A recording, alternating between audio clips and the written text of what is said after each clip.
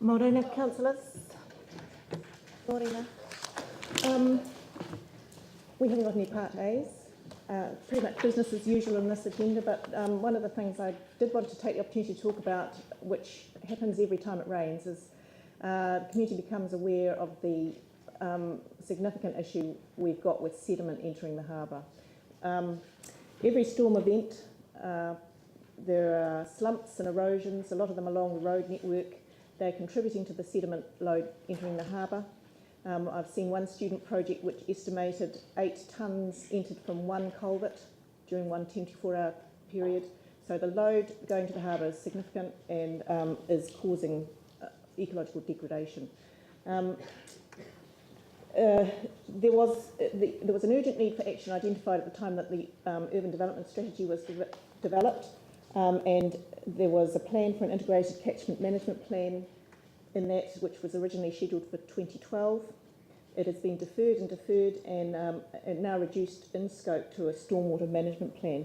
But the problem is here is the harbour and the land cannot be separated. They can't be managed separately, and integrated solutions are needed. And so I'm asking maybe that could be reconsidered. Maybe I think definitely we need an integrated catchment management plan for this, and it's certainly consistent with the objectives of the zone committee in their ZIP. So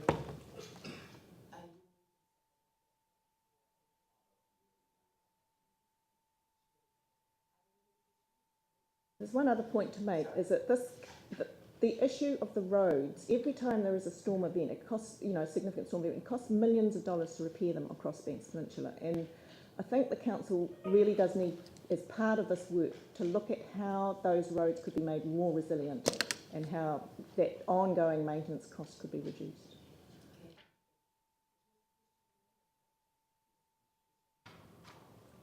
Thank you. Just under 2.1, Paula, the correspondence, what was the nature of that correspondence from the Lyttelton Information and Resource Centre Trust regarding those displaced in camper vans, caravans and buses?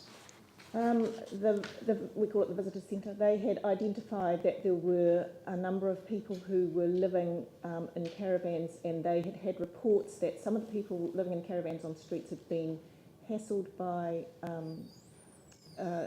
adjacent homeowners and asked to move on. When we drilled down into it, when I went to meet with them, it seemed that there were possibly about 5 people in this situation, but when we explored the range of circumstances of these people, there was sort of no consistent theme, and in some cases people were living in caravans by choice. There's one couple that lives in a bus that he works at the port 2 weeks on, 2 weeks off. The bus moves around. And so we did think initially we'd make a deputation to the recovery of the whole, thinking it was a earthquake issue, but I don't think it's quite that simple either. And in a couple of cases, the people have found other alternative accommodation. So it's not like a generic issue, it seems like specific things. So.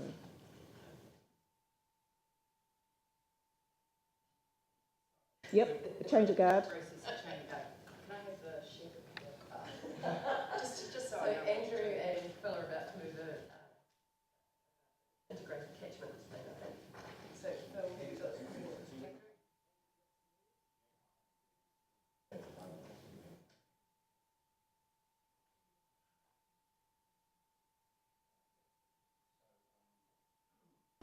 Yeah, in relation to the issue that Paul has just raised, if I could move that in relation to Lyttelton Harbour, sedimentation issues, Council request a report on implementation of the stormwater management plan and whether it would be more beneficial to progress an integrated catchment management plan.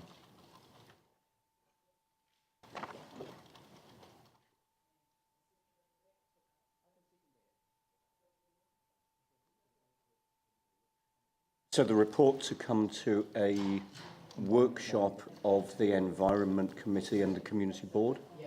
Yep.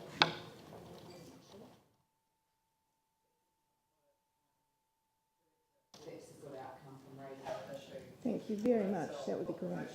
Yeah.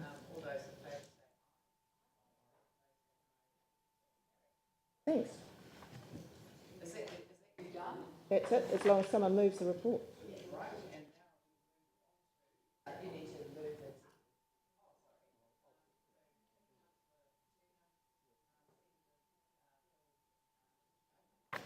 Tim's scheme. Thank you.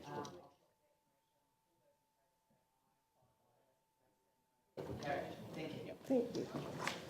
And now we move.